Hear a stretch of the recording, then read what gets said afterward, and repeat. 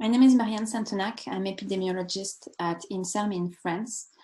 I'm really grateful for the editorial board for giving us this opportunity to present a paper entitled Disparity of Child-Parent Reported Quality of Life in Cerebral Palsy Persists into Adolescence.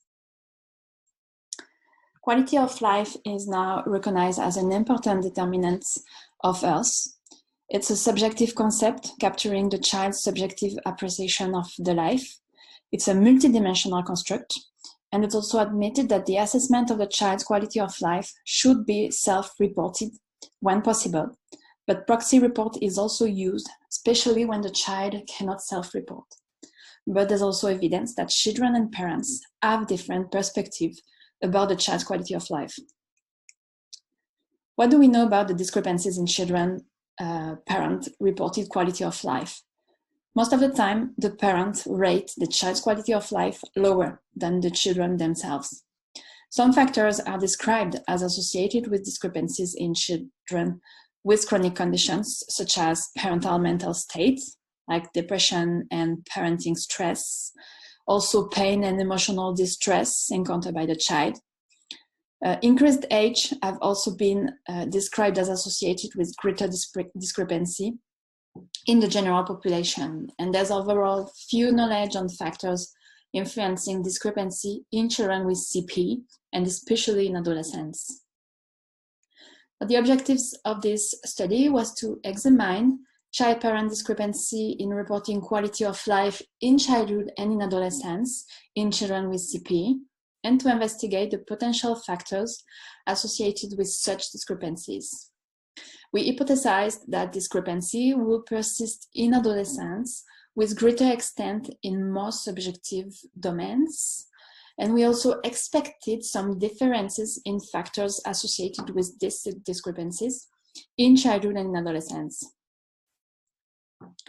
So we used the data from the Sparkle study, which is a 9-center prospective cohort of families and children with CP of all severities over 7 European countries.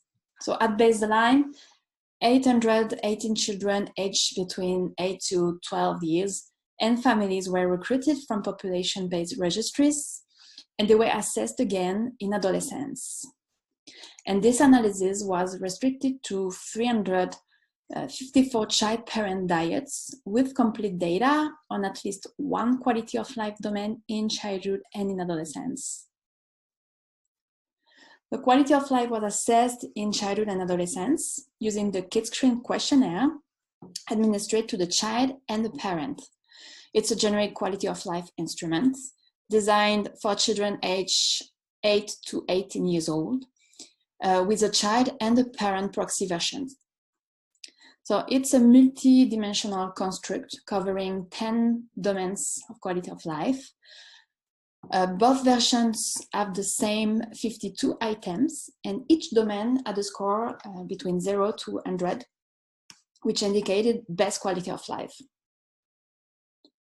So what we found first is that across all domains of quality of life studied, parents rated the child's quality of life to be worse than the child did, with discrepancy in childhood and in adolescence. Then we examined the evolution of discrepancy with the child's age, and we found that the mean of child-parent discrepancy was significantly higher when the child was older in 4 quality of life domains. The last main result of this paper is about the association between discrepancy and child and family characteristics. So we found similar associations between discrepancy and child-family characteristics in childhood and in adolescence, with no impact of the child's age on this association. Regarding the child characteristics, the severity of motor impairment related to a larger discrepancy in the domain of physical well-being. Also, emotional and behavioral problems related to a larger discrepancy for the domain of school, environment, and social acceptance. And the frequency and the severity of pain encountered by the child was related to reduced discrepancy in 3 domains: psychological well-being, autonomy, and school environment. And last, a higher level of parenting stress, also related to larger discrepancy for the domains of physical and psychological well-being and emotion. In conclusion, the study confirms that the point of view of the child and the parents about the child's quality of life are different, with discrepancy persisting in adolescence, and that the factors associated with such discrepancy are similar in childhood and in adolescence, including child pain and parenting stress. So thank you very much for listening to this podcast.